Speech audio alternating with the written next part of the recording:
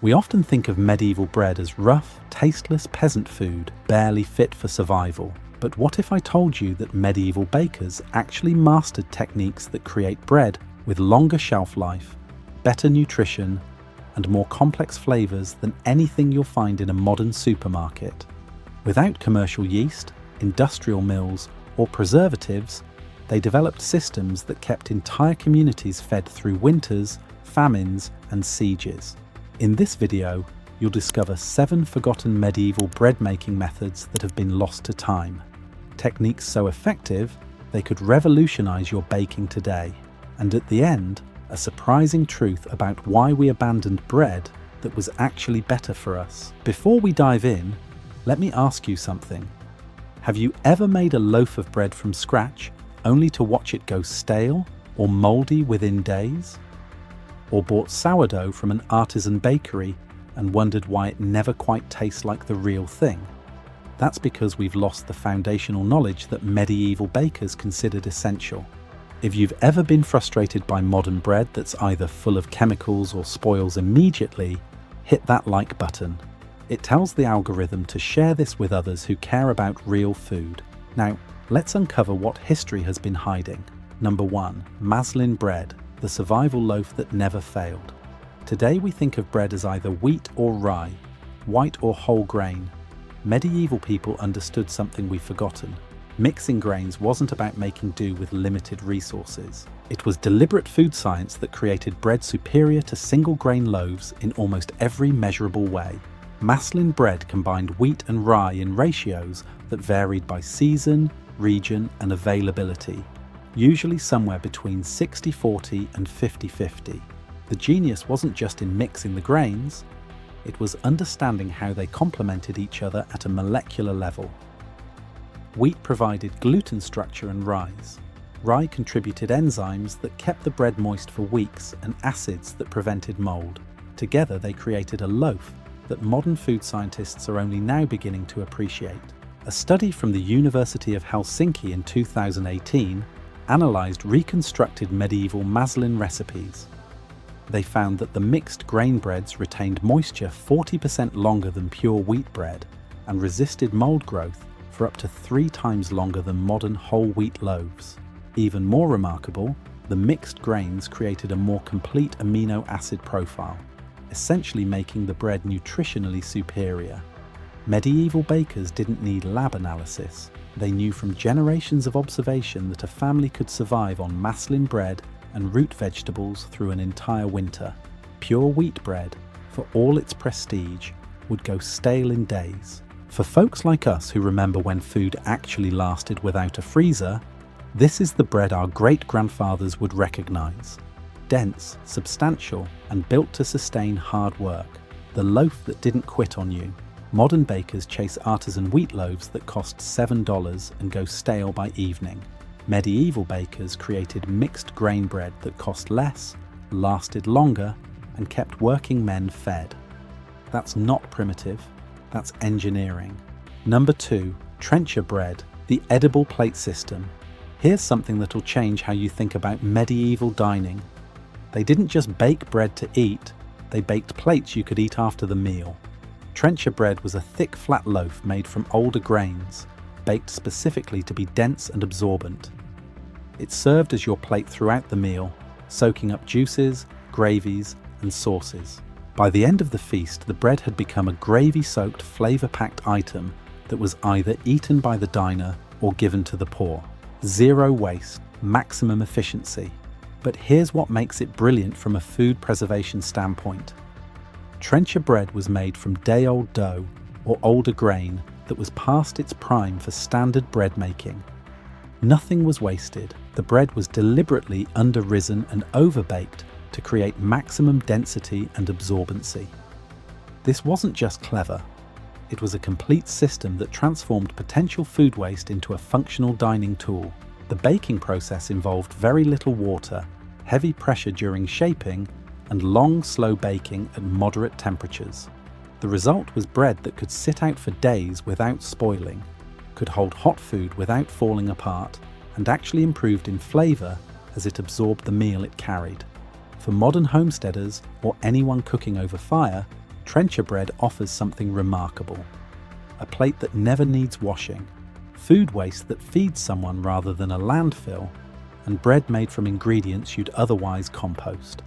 English manor records from the 1300s show that large households baked trenchers in batches of hundreds, storing them for weeks without refrigeration. When modern archaeologists reconstructed the recipes and techniques, they found the bread remained structurally sound and edible for over 30 days at room temperature. Compare that to your average sandwich bread that molds in 5 days, even with preservatives. Number 3. Twice-baked ship's bread, the eternal loaf. Sailors in the medieval period faced a problem that would stump modern bakers. How do you create bread that survives months at sea in damp, rat-infested holds without refrigeration, preservatives, or even airtight containers? Their answer was twice-baked bread, and it's a technique that created what might be the longest-lasting bread in human history. The process began with a standard dough, usually wheat or barley, mixed with minimal water to create an extremely stiff consistency. This dough was shaped into flat cakes or thick biscuits and baked once until fully cooked. Then came the key step. The bread was cooled completely and baked again at a lower temperature for several hours, sometimes even a third time. This drove out virtually all remaining moisture, creating bread that was rock hard but essentially immortal. Maritime records from Venetian and Genoese trading ships document ship's bread remaining edible for over a year. Portuguese sailors on voyages to India carried bread that was baked before departure and still consumed 6 months later after crossing the equator twice. The secret was understanding moisture as the enemy. Every pathogen, every mold, every form of decay requires water. Remove the water completely and bread becomes inert. Medieval bakers discovered that twice-baked bread, when stored in dry conditions, could outlast the voyage, outlast the sailor, and still be fit to eat. For modern preppers focused on long-term food storage without electricity or fancy dehydrators, this method offers something profound. Bread that lasts not days or weeks but seasons. The technique requires nothing but time, heat, and patience. When you needed to eat it, you dunk it in wine, beer, stew, or water to rehydrate. The bread would soften, absorb the liquid's flavor, and become a meal again. No waste, no spoilage, just bread that refused to quit. Number 4. Rye and honey medicinal bread, the pharmacy loaf. Walk into any medieval monastery infirmary, and you'd find something that modern medicine has almost completely abandoned. Bread baked specifically for healing. Not as a delivery method for medicine, but as medicine itself. Rye and honey bread combined 2 ingredients that medieval physicians understood had powerful antimicrobial and digestive properties. Rye contains compounds that modern research has confirmed reduce inflammation and support gut health. Honey, especially raw honey, is a proven antibacterial agent that inhibits the growth of harmful bacteria while promoting beneficial ones. But the real genius was in how they were combined through fermentation. Medieval medicinal bread used a long, slow fermentation process, sometimes lasting 3 to 5 days. This allowed naturally occurring lactobacilli to break down the rye's complex starches and create lactic acid, which further enhanced preservation and digestibility. The honey was added late in the process to preserve its antimicrobial properties, which are destroyed by high heat. Monastery records from the 1200s describe specific recipes for ailments. Bread for digestive complaints used extra honey and fennel seeds. Bread for respiratory issues included ground herbs like thyme and horehound mixed into the dough. Bread for wound recovery was exceptionally dense and rich, designed to sustain patients who couldn't eat solid food. A 2015 study from the University of Hohenheim in Germany analysed medieval rye honey bread recipes. They found that the fermentation process created compounds with measurable anti-inflammatory effects, and that the bread supported healthy gut bacteria better than modern whole wheat bread. For folks with digestive issues that doctors just throw pills at, this is worth paying attention to. Medieval bakers created bread that didn't just feed you. It helped your body function better. The fermentation broke down compounds that cause bloating and discomfort. The honey provided sustained energy without blood sugar spikes. The rye delivered fiber and nutrients in a form your gut could actually process. Number 5. Acorn and chestnut forest bread, the famine insurance. Here's a bread that saved entire populations during crop failures, yet modern bakers treat the ingredients like they're inedible. When wheat and rye harvests failed, medieval communities turned to the forest. Acorns and chestnuts became flour, and the bread made from them kept people alive when grain-based bread was impossible. Acorn bread required knowledge that's almost extinct today. Raw acorns contain bitter tannins that are toxic in large quantities. Medieval people developed a leaching process that removed the tannins while preserving the nut's nutritional value. Acorns were shelled, ground coarse, and soaked in running water for days, sometimes weeks. The water was changed repeatedly until the bitterness disappeared. The resulting acorn meal was dried, ground fine, and mixed with whatever grain was available, usually in a 30-70 ratio. Chestnut bread was simpler, but required different techniques. Chestnuts were dried, ground into flour, and created a bread that was naturally sweet, dense, and remarkably filling. The high starch content meant chestnut bread could be made with minimal grain, stretching limited wheat or barley supplies. Italian mountain communities, especially in Tuscany and Corsica, maintained chestnut bread traditions into the 20th century. Elderly villagers interviewed in the 1970s recalled their grandparents describing chestnut bread as superior to grain bread for sustained energy during long days of physical labor. Modern nutritional analysis proves they were right. Acorn flour is high in protein, healthy fats, and minerals that are scarce in grain-based bread. Chestnut flour provides complex carbohydrates that release energy slowly, preventing the crash you get from modern white bread. Together or separately, these forest breads offer something that should matter to everyone watching this: food security that doesn't depend on agriculture, supply chains, or grocery stores. Knowledge that could mean the difference between hunger and survival if the systems we rely on ever fail. Number 6. Ale barm bread, the original sourdough. Before commercial yeast, before even traditional sourdough starters, medieval bakers had a secret weapon: ale barm, the foam skimmed from fermenting beer. Every village had a brewery. Every brewery produced barm. And every baker knew that this frothy byproduct was the key to bread that rose predictably, tasted complex, and lasted longer than bread made with simple wild fermentation. Ale barm wasn't just convenient. It was a superior leavening agent because it combined the benefits of cultured yeast with the natural preservatives found in hops and barley. The process was simple, but required timing. When ale was actively fermenting, usually 12 to 24 hours after brewing began, thick foam would rise to the surface.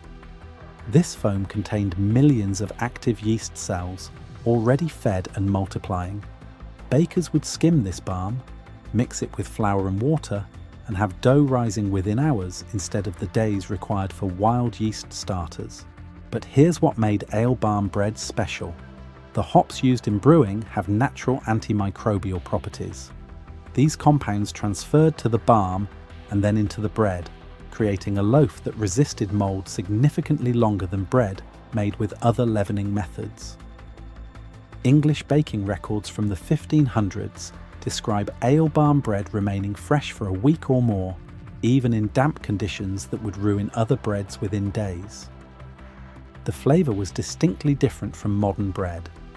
Slightly malty, with a complexity that came from the barley and hops, and a texture that was both light and substantial. For modern bakers, frustrated with the unpredictability of sourdough starters, ale barm offers a forgotten alternative. If you brew beer, you're literally throwing away perfect bread yeast every batch. Medieval bakers understood that brewing and baking weren't separate crafts. They were two parts of a complete food system, where nothing was wasted and everything served multiple purposes. Number 7. Salt preserved dough, the perpetual starter. Here's the technique that might be the most practical for modern bakers, yet almost nobody knows it exists. Medieval bakers didn't maintain sourdough starters the way we do today, feeding them daily and keeping them alive through constant attention. They preserved dough itself with salt, creating a leavening culture that could be stored for months and reactivated when needed. The process involved taking a portion of successfully risen dough, mixing it with a significant amount of salt, and storing it in a cool, dark place. The salt prevented the dough from fermenting out of control or spoiling, essentially putting the yeast into hibernation. When you needed to bake, you'd take a piece of this salt-preserved dough, rinse off the excess salt, mix it with fresh flour and water, and let it rise. The yeast would wake up, and within hours you'd have risen dough ready to bake. Monastery baking records describe this technique as standard practice. A monastery might bake bread only twice a week, but the dough culture never died because it was preserved between baking days. Some records suggest that certain monastery bakeries maintained the same dough line for decades, passed from baker to baker, creating bread with a consistent flavour and character that became part of the monastery's identity. Modern bakers who've reconstructed this technique report that salt-preserved dough creates bread with exceptional flavour depth. The extended preservation time allows enzymes to break down complex starches, creating sweetness and complexity that you can't achieve with quick-rise methods. Before commercial yeast, before even traditional sourdough starters, medieval bakers had a secret weapon. Make dough when you have time. Preserve it. Use it when you need it. No daily feeding, no guilt when you forget. Just bread making that fits your schedule, not the other way around. But here's the deeper truth that connects all of these methods. Medieval bakers understood bread as part of a complete system, not an isolated product. Bread connected to brewing. Bread connected to forest management. Bread connected to medicine. Bread connected to community welfare.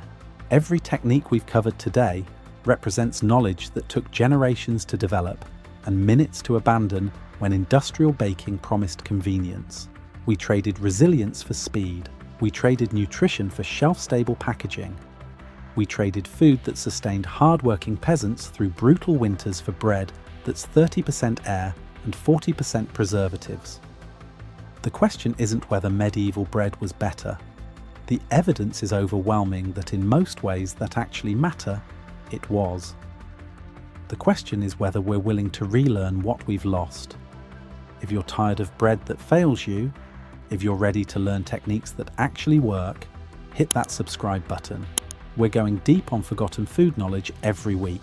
Drop a comment and tell me which of these 7 breads you're going to try first. I read every single one.